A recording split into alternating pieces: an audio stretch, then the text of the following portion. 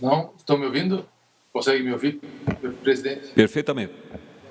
Obrigado. Então, senhor presidente, desembargador Ricardo Resler, demais pares desse egrégio Tribunal Especial de Julgamento, senhores e senhoras advogados, membros do Ministério Público, procuradores do Estado e da Assembleia, assessores, servidores, auxiliares que viabilizam a realização deste ato, superadas as questões processuais e procedimentais que poderiam obstar o julgamento de mérito das acusações desferidas no presente processo de impeachment, após ouvir atentamente os debates até aqui travados e os argumentos das partes em seus arrazoados, bem como as ponderações antecedentes lançadas pelos eminentes integrantes desta Corte,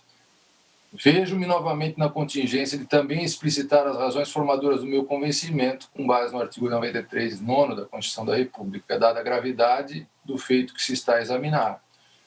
Destaco para evitar tautologia que reitera os termos do voto que já proferi ao tempo do juízo de admissibilidade da denúncia em relação ao ora denunciado Carlos Moisés da Silva, tecendo adiante fundamentação complementar. No voto proferido por ocasião do recebimento da denúncia no presente processo de impedimento, apresentei em largas pinceladas as origens e natureza do processo de impedimento, de modo a delinear com clareza não se tratar de um processo judicial comum, civil ou criminal, senão um processo jurídico-político, ou melhor, político-jurídico. Nesse caminhar, impõe complementar o que já foi expressado naquela oportunidade, que a condição primeira para a viabilidade de um processo de impeachment é a perda da legitimidade política do agente denunciado. Não se trata de simples oscilação da popularidade, mas de efetiva perda de suporte político, revelado no desajuste, desarranjo, desencontro entre as aspirações manifestadas pelas forças vivas da sociedade e por seus representantes legítimos eleitos para o Poder Legislativo, de um lado, e pelas práticas, decisões e iniciativas do ocupante do Poder Executivo, de outro. Uma tensão permanente e não administrada, corrosiva da capacidade de articulação e mobilização em prol de projetos convergentes em favor das legítimas expectativas sociais. Oportuno recordar que, não obstante as evidentes vicissitudes e problemas presentes na atual quadra da democracia brasileira, aspas, todo o poder emana do povo que o exerce por meio de representantes eleitos, artigo 1º da Constituição, havendo de se estabelecer em respeito a esse mandamento constitucional um relacionamento harmônico e produtivo entre os poderes, independentes que são entre si, para alcançarem em esforço conjunto os objetivos fundamentais da República de construir uma sociedade livre, justa e solidária, garantir o desenvolvimento nacional, erradicar a pobreza e a marginalização e reduzir as desigualdades sociais e regionais, promover o bem de todos sem preconceito de origem, raça, sexo, cor, idade e quaisquer outras formas de discriminação. Com efeito, diante da natureza dúplice do processo de impedimento, não há como negar o fato de que é a perda da legitimidade política por parte do chefe do Executivo, a chave da porta para o caminhar de eventual imputação de crime e de responsabilidade, pois, do contrário, ainda que relevante e grave determinada acusação formulada, poderá não conseguir ultrapassar os diversos filtros e etapas estruturadas normativamente para se evitar o abuso, o arbítrio, o denuncismo ou o mero inconformismo com as políticas públicas implementadas por este ou aquele governo.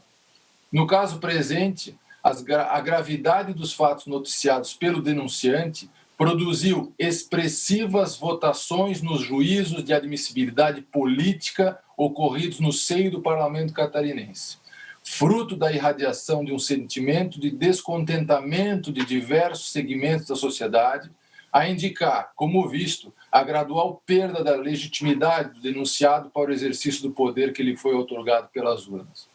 Não seria demais lembrar que os mandatos políticos pertencem ao povo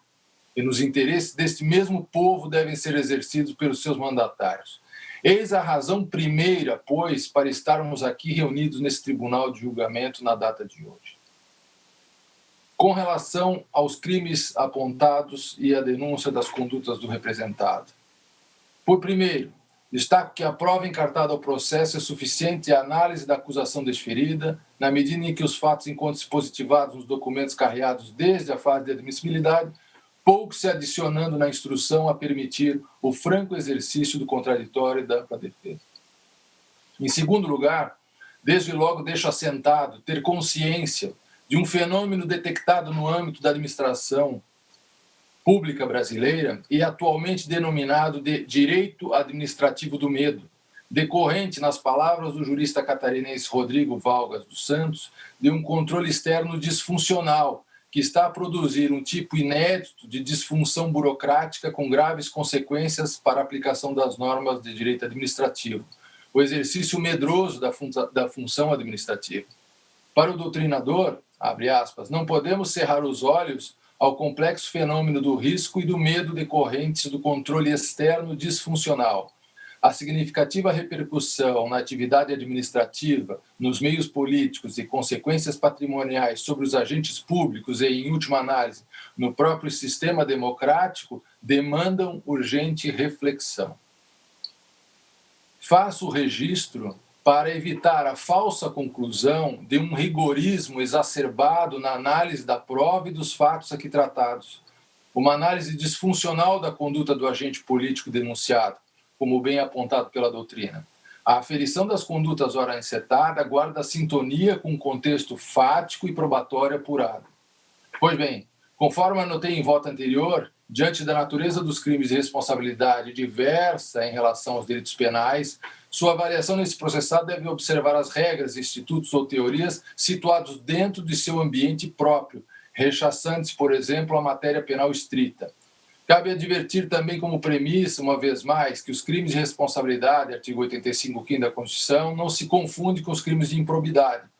A prática de um crime de improbidade pode levar a um crime de responsabilidade, mas o raciocínio inverso não é verdadeiro, pois a falta de probidade do agente político capaz de gerar um crime de responsabilidade não necessariamente precisa estar emoldurada com os requisitos de um crime de improbidade. Ou seja, o desejo do constituinte e do legislador seria a Lei 8429/92 e não a Lei 1079/50, a legislação aplicável ao parágrafo único do artigo 85 da Constituição da República. Daí porque as condutas indicadas na exordial deste processo não necessariamente precisam configurar crime de improbidade administrativa, conforme o artigo 37 da Constituição, bastando que os fatos noticiados sejam compatíveis com as ilicitudes descritas na Lei 1079/50, notadamente no artigo 4º, inciso 5º, atentado contra a probidade na administração, e inciso 7º, atentado contra a guarda do legal emprego de dinheiro público. No tocante ao ilícito do artigo 9º, item 7 da Lei 1079/50, no âmbito da probidade da administração, proceder de modo incompatível com a dignidade, a honra e o decoro do cargo, com todas as vênias, tal previsão não se limita apenas ao mau proceder em condutas privadas inadequadas, uma vez que o exercente de alto cargo político deve agir também com a devida ciência em relação às responsabilidades daí derivadas e o dever de zelar pela credibilidade perante a sociedade que o elegeu, não procedendo de modo contraditório, temerário ou omisso no exercício de tão elevadas funções, de sorte a colocar em xeque a confiança sobre a sua capacidade de manter o comando e a condução indene da administração pública. De sua vez, no tocante à ilicitude do artigo 11, item 1 da lei antes referida, guarda emprego legal dos dinheiros públicos, ordenar despesas não autorizadas por lei ou sem a observância das prescrições legais relativas às mesmas, reitero ter como desnecessário para a sua configuração a emissão direta de ordem de despesa pelo próprio agente político, posto que, além de deter esse poder como decorrência do cargo, revela-se politicamente corresponsável pelas despesas determinadas por seus subordinados, na medida em que titular de igual poder para assustar ou determinar a sustação de qualquer dispêndio em desalinho com a Constituição e as leis, notadamente diante da competência constitucional do governador do Estado de exercer, com auxílio do secretário de Estado, a direção superior da administração estadual, artigo 71 da Constituição do Estado de Santa Catarina. Entretanto, na hipótese presente, cabe ainda adicionar que a Lei Estadual 14.275 de 2008, no seu artigo 1º, parágrafo 2º, estabeleceu como exigência prévia a análise do mérito e andamento de qualquer processo administrativo de cunho indenizatório com repercussão financeira superior a R$50 mil, a autorização expressa do chefe do Poder Executivo. Dizendo de outra forma, somente quando previamente analisada pelo governador do Estado a pretensão administrativa de indenização superior a R$50 mil e por ele expressamente autorizado, possível efetivar o posterior pagamento, o que equivale, mutatis mutandis, a verdadeira ordenação prévia de despesa. Tanto é verdade essa conclusão que, se à época do processo PGE 4421/2019 inexistisse essa autorização de despesa pelo denunciado, não estaríamos todos reunidos nesse tribunal de julgamento, porque todo e qualquer pagamento estaria obstado. Como se vê, no caso específico destes autos, que envolve o governador do Estado, Carlos Moisés da Silva, os documentos anexados, assim os interpreto, apontam para a prática dos crimes de responsabilidade imputados. Extrai-se do processado que o denunciado, livre e conscientemente, atuou primeiro de forma comissiva, autorizando o processo administrativo gerador do aumento salarial combativo, e depois, de forma omissiva, recusando-se em adotar providências para cessar os pagamentos de verba reputada indevida, apesar de expressa e oficialmente cientificado pela presidência do Tribunal de Contas do Estado, mediante o ofício TCS-CGAP 180/2020, de 21 de janeiro de 2020, tudo em favor da categoria dos procuradores do Estado, que merece o meu respeito. A majoração dos subsídios mediante processo administrativo interno da própria Procuradoria do Estado, processo já referido, sem lei específica e com base em decisões judiciais pretéritas, desconsiderando modificação do cenário jurídico constitucional, legal e jurisprudencial capaz de relativizar a coisa julgada em uma relação jurídica com efeitos prospectivos, conforme decidiu o STF em precedente que aponto, afrontou sobremaneira a ordem constitucional, artigo 37.13 da Constituição Federal, e contrariou anterior manifestação judicial da própria Procuradoria do Estado em sede de execução de julgado de igual natureza, cujas peças desenham antinomia inconciliável. Cito precedentes da Corte Catarinense que demonstram a controvérsia sobre o direito à isonomia implementada administrativamente por impossibilidade de aplicação do artigo 196 da Constituição do Estado, cujo conteúdo sofreu alteração pela modificação constitucional do artigo 26 e parágrafos, e por violar frontalmente a Constituição Federal. O Tribunal de Santa Catarina reconheceu nos seus precedentes. Mandado de segurança, trago aqui pelo menos 3 precedentes, onde o tribunal reconhece que o artigo 196 não era mais aplicável por ter mudado a sua configuração e por afrontar a Constituição Federal. O Supremo Tribunal Federal, desde 99, curso especial 228/038, vem sinalizando impossibilidade de equiparação entre procuradores do Estado e procuradores da Assembleia de Santa Catarina, anotando no acordo a inviável invocação de similitude de funções, além de destacar a violação ao artigo 37.13 da Carta da República. A Suprema Corte tem reiterado a vedação constitucional de isonomia entre carreiras, inclusive reconhecendo a inconstitucionalidade do dispositivo da Constituição, de constituições estaduais, da legislação ordinária em tal sentido. E sigo aqui com vários precedentes. Para não deixar qualquer dúvida, a Excelsa Corte recentemente, inclusive, firmou tese de repercussão geral em julgamento plenário ocorrido no último dia 15 de setembro de 2020. E desse julgado trago apenas um pedaço. Diz: a remuneração dos servidores está adstrita ao princípio da reserva legal, previsto no artigo 37.10 da Constituição da República, com redação dada pela Emenda Constitucional 1998, que exige lei específica para a fixação e alteração da remuneração dos servidores públicos. O princípio da separação dos poderes impõe competir ao legislador concretizar o princípio da isonomia, vedado ao judiciário atuar como legislador positivo, súmula vinculante 37. Não cabe ao judiciário que não tem função legislativa aumentar o vencimento de servidores públicos sob o fundamento da isonomia. E ainda, a equiparação de quaisquer espécies remuneratórias para o efeito da remuneração de pessoal do serviço público encontra óbice no artigo 37.13 da Constituição Federal. Além disso, a administração pública depende da existência de recursos orçamentários para pagar seus servidores e ter despesa com pessoal limitada pela Lei de Responsabilidade Fiscal, conforme o artigo 169 da Constituição, além da necessidade de prévia dotação orçamentária e autorização na Lei de Diretrizes Orçamentárias. A jurisprudência dessa Corte tem entendido que, independentemente da natureza, não cabe ao Judiciário equiparar verbas com fundamento na isonomia. Mais ainda, conclui-se, não cabe ao Poder Judiciário, que não tem função legislativa, aumentar qualquer verba de servidores públicos em carreiras distintas sob fundamento de isonomia, tenham elas caráter remuneratório ou indenizatório. E, por conta disso, foi fixada essa tese pelo Supremo Tribunal Federal, e foi fixada a tese na esteira de tantos outros precedentes que já existem. Não bastasse a existência de legislação específica para cada uma das carreiras públicas ditas assemelhadas ao tempo do processo administrativo PGE 4421/2019, e as cito aqui, igualmente indicava um regime remuneratório próprio para os segmentos do funcionalismo estadual, procuradores do Estado e procuradores da Assembleia, o que não se coadunava com o almejado tratamento isonômico e equiparação pleiteado no processo administrativo deflagrado, apontando para a eficácia relativa da coisa julgada e invocada em um contexto de relação jurídica de trato continuado de servidores. De todo aplicável ao caso era a cláusula rebus sic stantibus, relativamente à eficácia temporal da coisa julgada, conforme reiterada a jurisprudência das Cortes Superiores, e tenho aqui o Supremo Tribunal Federal e o Superior Tribunal de Justiça. A necessidade de lei específica para tratar da remuneração de cada uma das carreiras também há muito vem sendo enaltecida pela Corte Suprema, reafirmando a vedação da isonomia estampada no artigo 37.3 da Constituição Federal, e trago mais uma lista de precedentes. À luz desse quadro, portanto, tenho que as condutas do governador do Estado, ao autorizar o pagamento da verba de equivalência pela via administrativa, sem lei específica ou uma ordem judicial emanada do Poder Judiciário determinando o cumprimento dessa medida.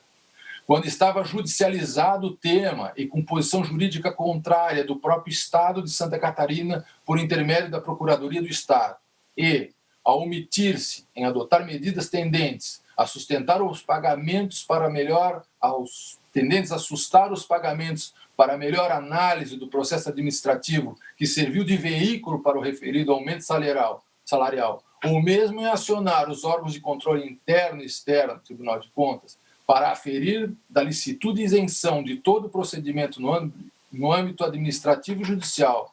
mormente quando expressamente comunicado dos vícios capazes de inquinar a validade da decisão administrativa que se estava a implementar, caracterizam os crimes de responsabilidade por atentar contra o bem jurídico constitucional atinente à probidade na administração pública, artigo 85º da Constituição Federal, 72º da Constituição Estadual, 4º da Lei 1079/50.